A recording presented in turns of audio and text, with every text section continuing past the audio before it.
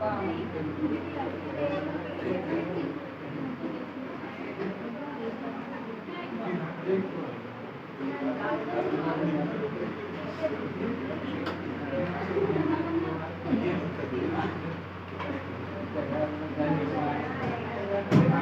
Darwin, इसको अंग्रेजी में क्या लिखते हैं?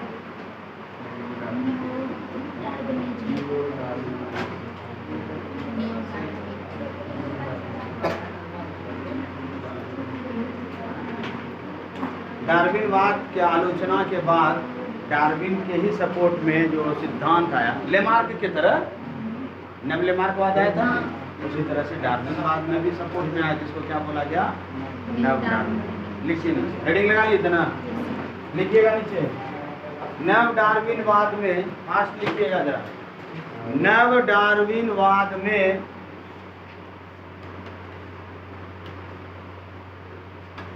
डार्विन के द्वारा, नव डार्विनवाद में डार्विन के द्वारा दिए गए सिद्धांत की व्याख्या, डार्विन के द्वारा दिए गए सिद्धांत की व्याख्या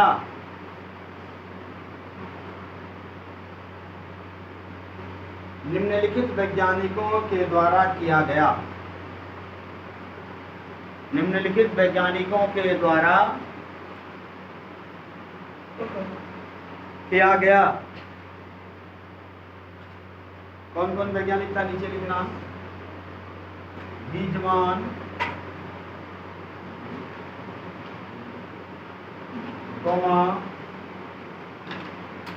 मेंडल,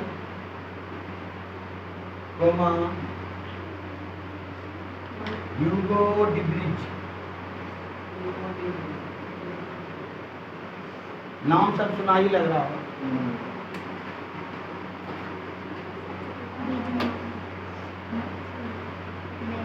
अब क्या क्या बात किया नव डार्विनवाद में, उसको पॉइंट बना के लिखिएगा। पहला बात किया, डार्विन ने बोला था क्या? सभी जीवों में जनन की क्षमता बहुत होती है। पहला वही बात यहाँ लिखेंगे। अति, एक नंबर लिखिए, अति उत्पादन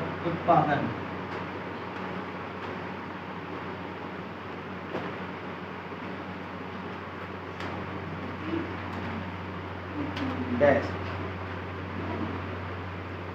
लिखिए। आहार एवं आवास, आहार यानी भोजन एवं आवास सीमित हो जाने पर, सीमित हो जाने पर उत्पादन, अति उत्पादन कर दो, अति उत्पादन नहीं कर सकता।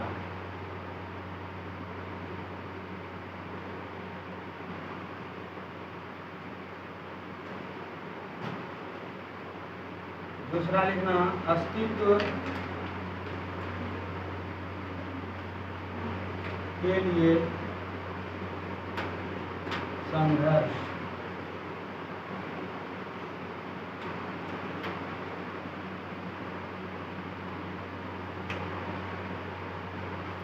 डार्विन बोला था कि भाई सभी जीव अपना जीवन बचाने के लिए, अस्तित्व बचाने के लिए संघर्ष करता है।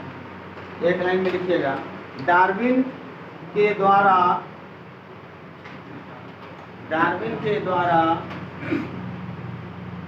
दिए गए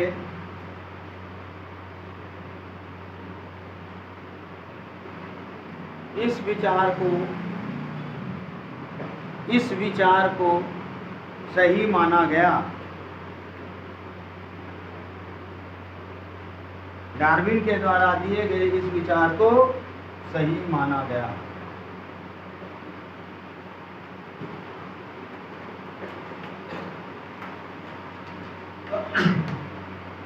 तीसरा लिखिएगा, विभिन्नता।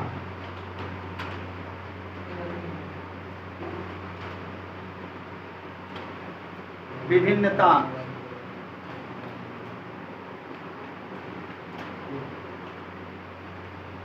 डार्विन के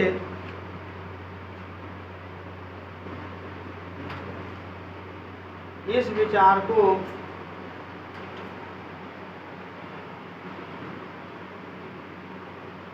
नव डार्विनवाद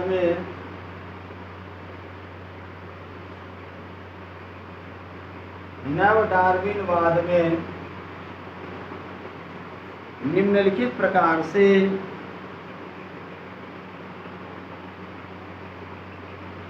स्पष्ट किया गया। निम्नलिखित प्रकार से स्पष्ट किया गया। क्या किया भैया? निम्नलिखित लिखे हैं। पहला,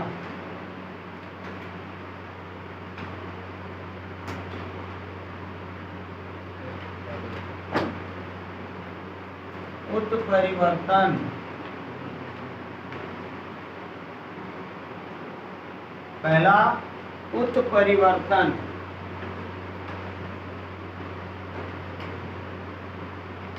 डैश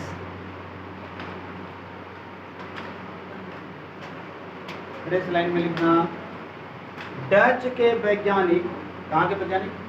डच देश का नाम है। डच और डच के वैज्ञानिक ये ह्यूगो डी व्रीज, कहाँ का रहने वाला?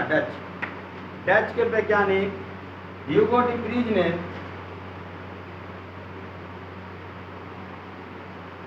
उत्परिवर्तन के बारे में बताया।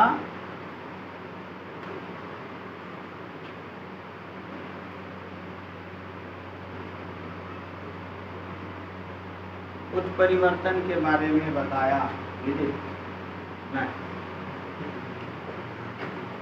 हाँ सही ख्याल लिखिए। कौन बताया?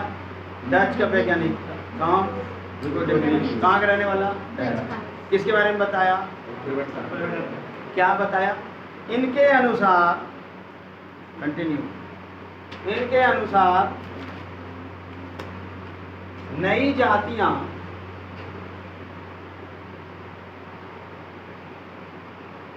सामान्य जातियों में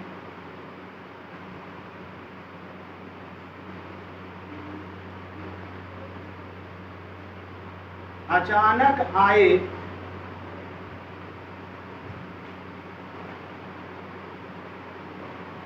बड़े परिवर्तन से उत्पन्न होती है। क्या बोला? लिखो, अचानक आए बड़े परिवर्तन से उत्पन्न होती। मतलब उत्परिवर्तन का मतलब क्या था? याद आया? अचानक से न। तो ह्यूगो डी व्रीज क्या बोला? अभी जो जितना तरह का जाति देख रहे हो जटिल, पहले कोई सामान्य जाति होगा शुरुआत में, उसके शरीर में अचानक से क्या हुआ? एक बड़ा परिवर्तन आया, उत्परिवर्तन, और नए जाति का। सही बात। आगे लिखिए, सुना उसी में उत्परिवर्तन, उसी में कंटिन्यू। उत्परिवर्तन वास्तव में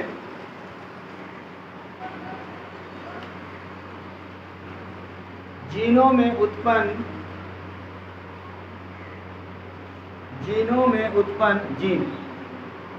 वास्तव में जीनों में उत्पन्न आनुवांशिक परिवर्तन होता है। जीनों में उत्पन्न आनुवांशिक परिवर्तन होता है।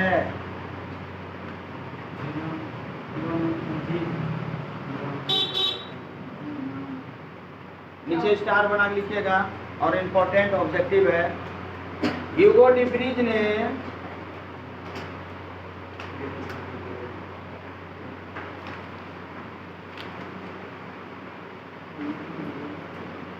पढ़े भी होंगे आप पहले,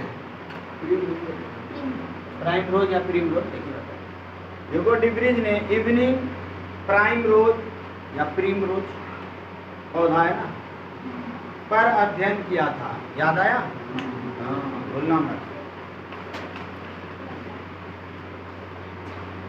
एक तो हो गया भैया उत्परिवर्तन, दूसरा लिखो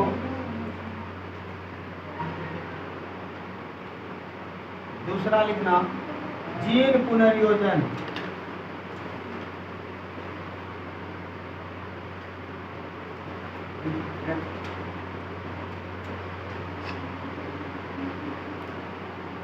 जीन पुनर्योजन।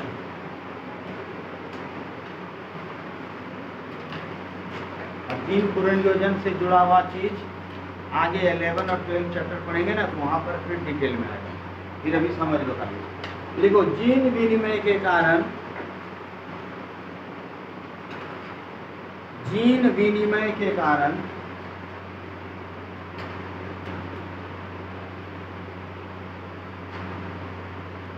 पुनर्योजन होता है। जीन विनिमय के कारण पुनर्योजन होता है, जिसके कारण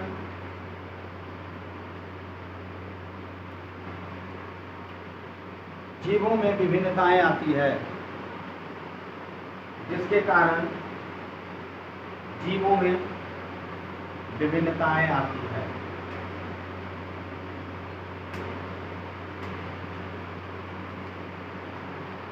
जीन विनिमय चैप्टर 8 में 8-9 सब में पढ़े होंगे, इसमें 11 और किस पैकिंग अवस्था में जीन विनिमय, ये गुणसूत्र अभी दोनों आगे में यहाँ क्रॉस करता है, ये क्रॉस करता है, ये टुकड़ा, ये टुकड़ा अलग अलग जीन विनिमय। और जीन विनिमय के बाद जो नया बनेगा गुणसूत्र वो क्या कहलाता है? पुनर्योजन। जो नया जीन बनेगा वो क्या कहलाएगा? जीन बना जीन, विनिमय ना आदान प्रदान। ऐसे जीन दो गुणसूत्र आदान प्रदान, याद है? तो नया बना, नया गुण आएगा, अभी इसका नया गुण जो आएगा तो नया जीव बनेगा। बताए तो कुछ। चलिए आगे बढ़िए। ये क्या नंबर था? 2। तीसरा लिखिए संकरण। तीसरा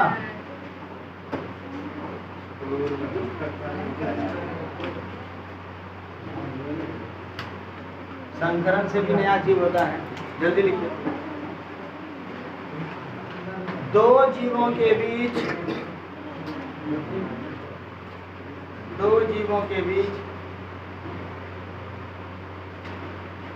संकरण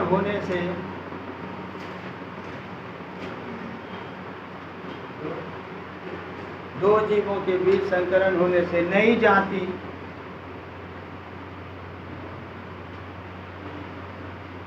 उत्पन्न होती है।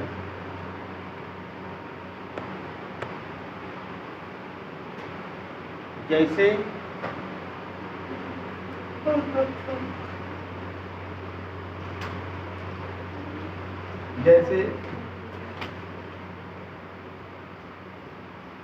घोड़ा, ब्रैकेट में लिखना नर,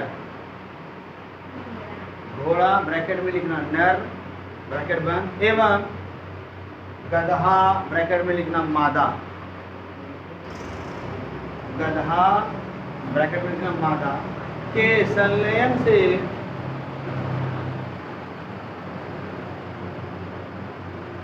खच्चर उत्पन्न होता है। खच्चर, और यह हम आपको पढ़ाए हैं 11 में, पढ़े हैं 11 में। सजीव निर्जीव के लक्षण नहीं, कोई बात नहीं, बोल। खच्चर उत्पन्न होता है। और अभी खत्म नहीं हुआ। और फिर लिखो घोड़ा, और अभी लिखना मादा, ब्रैकेट में लिखना मादा, एवं गधा ब्रैकेट में लिखना नर के मिलने से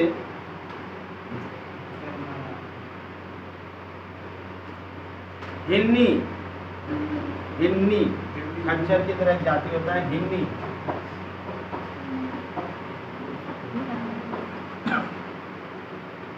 उत्पन्न होता है। ये 3 गो बात किसका था? विभिन्नता का। और एक चौथा बात, उसको VVI कर देना, चौथा, और इसको करना है VVI। लीजिए, आनुवांशिक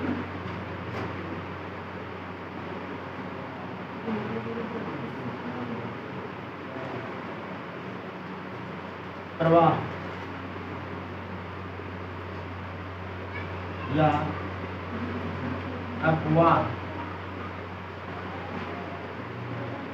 या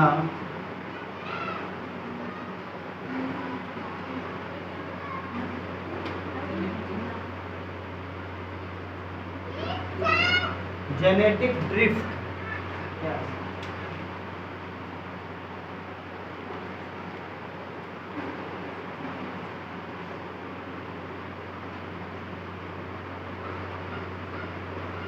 प्रश्न आ सकता है कि जेनेटिक ड्रिफ्ट क्या है, छोटा, तो ध्यान से लीजिए।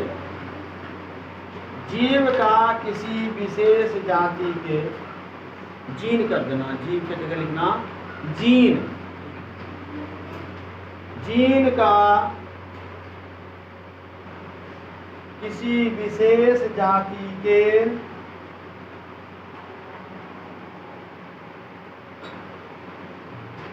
जीवों में जाने या निकलने से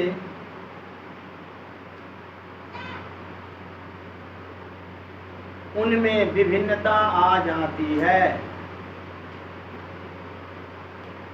उनमें विभिन्नता आ जाती है।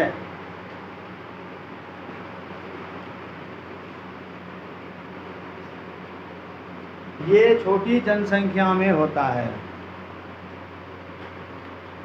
ये छोटी जनसंख्या में होता है।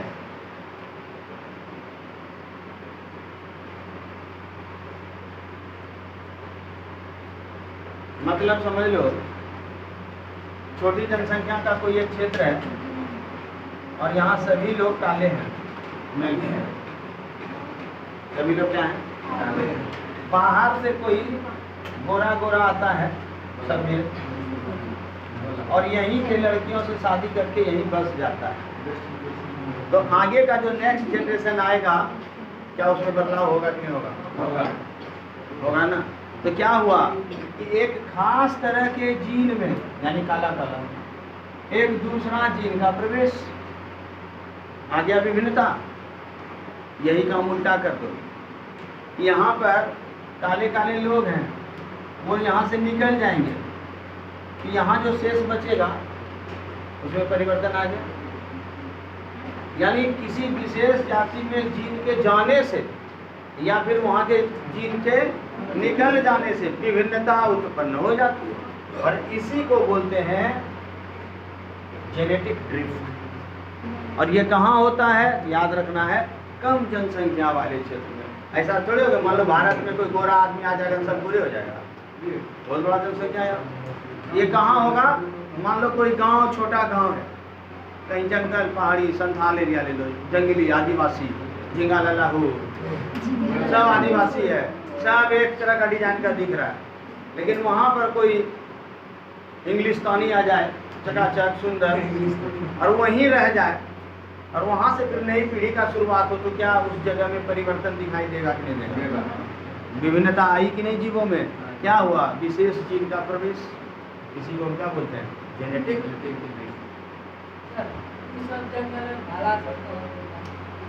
अभी इधर ध्यान दो।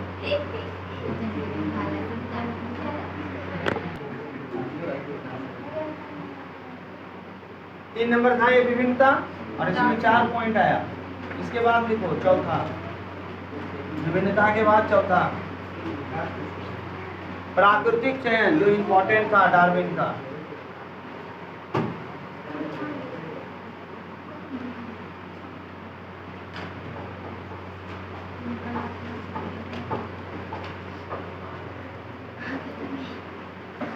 इसको बोलते हैं नेचुरल सिलेक्शन। इस पर नव डार्विनवाद का क्या विचार था, ये देखिए, लिखिए।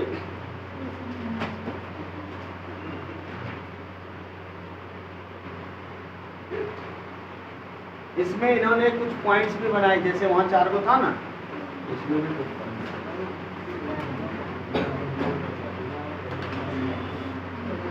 क्या पॉइंट बनाया, स्टार बना के लिखना, स्टार बना के लिखिएगा। औद्योगिक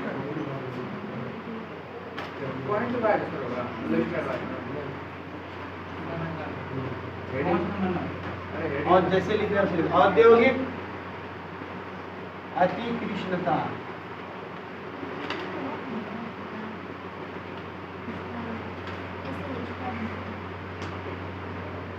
औद्योगिक अतिकृष्णता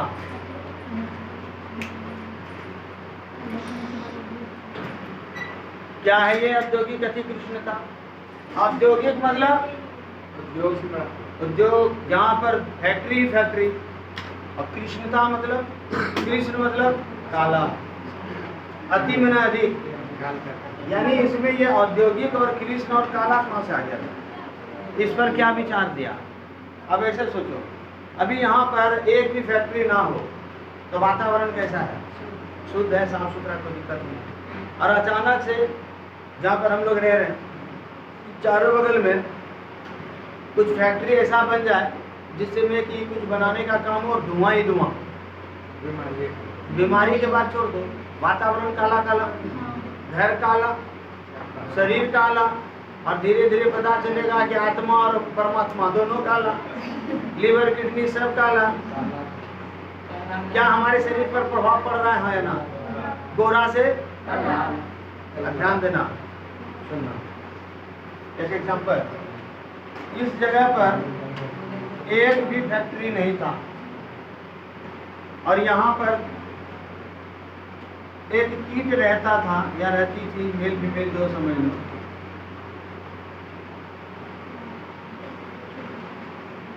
इसका रंग था सफेद, ठीक है,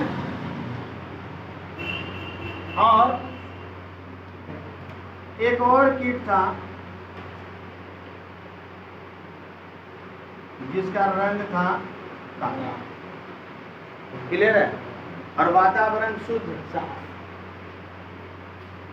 यहाँ पर एक शिकारी आता है, कीट को खाने वाला शिकारी कौन?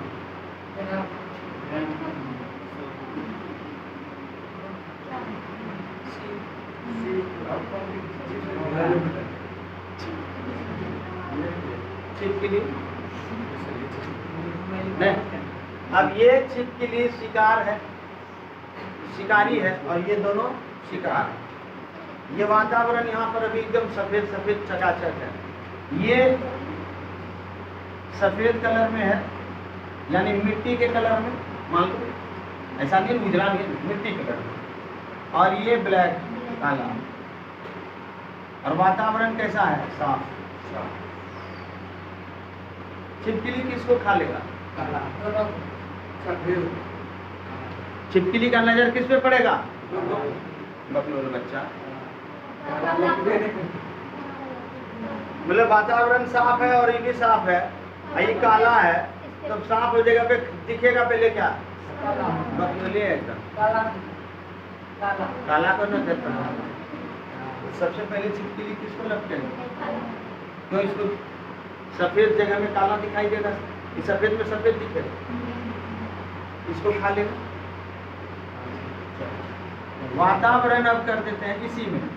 अब ये वातावरण साफ नहीं है और वातावरण कर दिए काला, किसके वजह से?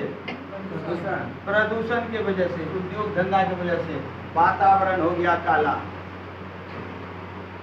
अब बताओ शिकार कौन होने वाला है?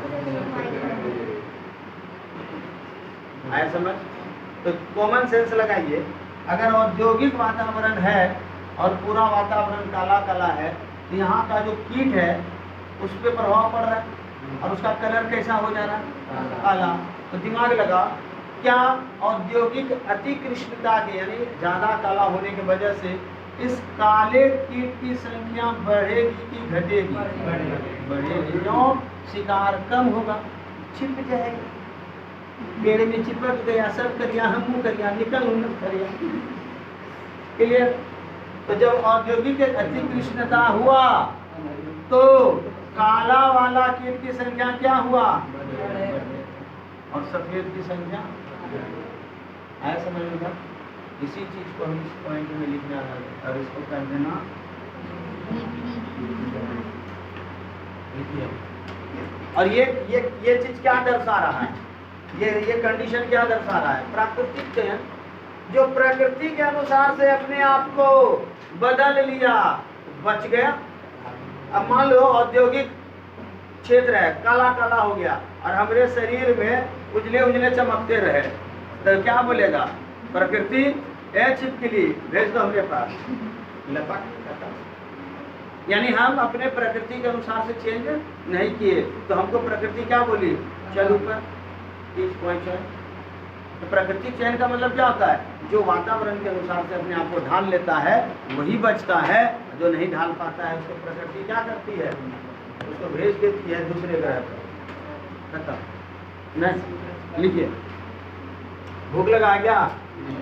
हाँ भी बोलोगे छुट्टी देने वाले?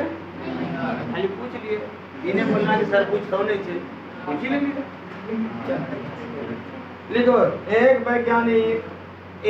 वैज्ञानिक उसका नाम लिखेंगे। एक वैज्ञानिक यहाँ लिखते हैं केटेलवेल, वैज्ञानिक का नाम है।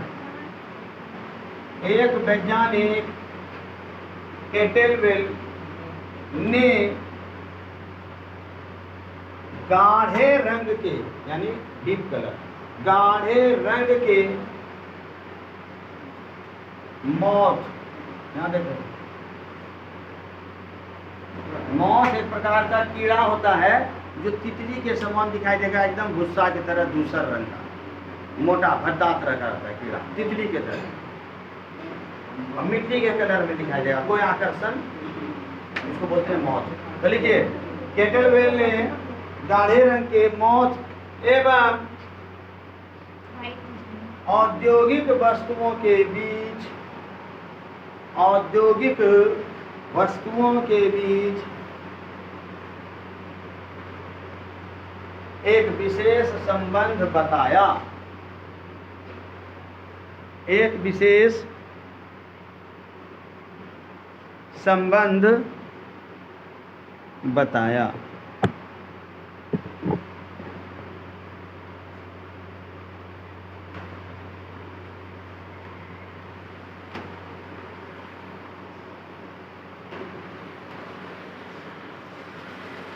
इन्होंने औद्योगिकीकरण, उसी में लिखिए, इन्होंने औद्योगिकीकरण के कारण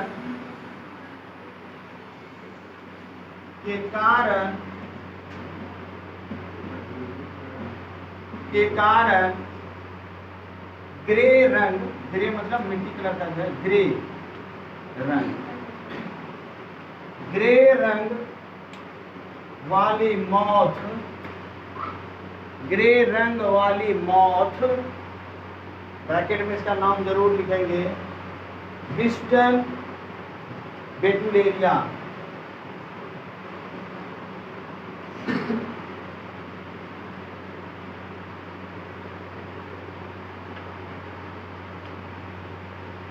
ब्रैकेट में दो, विस्टन बेटुलेरिया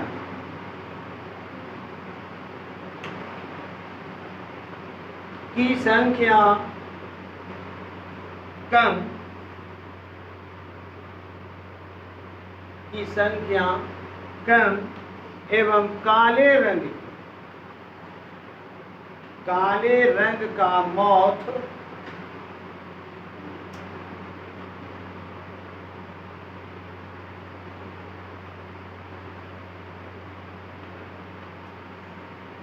ब्रैकेट में कार्बोनेरिया, काले रंग का मॉथ, ब्रैकेट में कार्बोनेरिया की संख्या अधिक हो गई,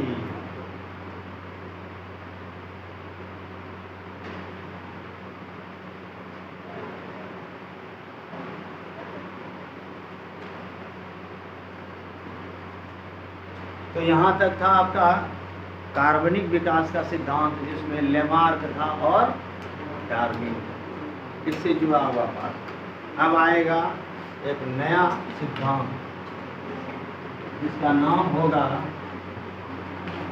जिसका नाम होगा जिसका नाम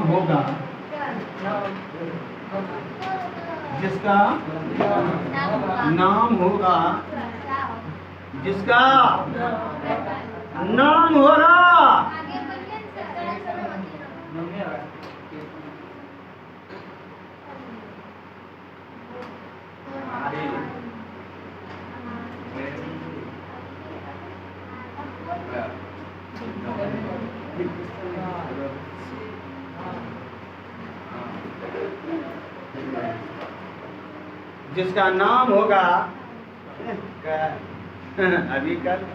अभी आए आर.डी. वेनबर्ग का सिद्धांत।